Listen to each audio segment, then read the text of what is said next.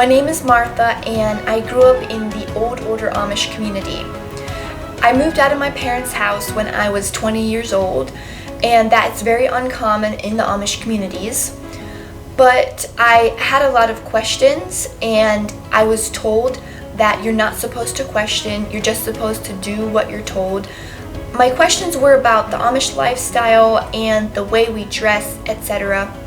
So after I moved out of my parents' house, I searched a lot of Bible studies, and I really read the Bible, and I did find answers, but it was not what I was expecting.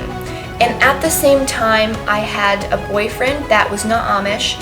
We kept that a secret for a whole year, but then after we told everyone in the Amish community, then everything changed. I will be sharing my full story in the March 2025 conference, so click on the link below to register.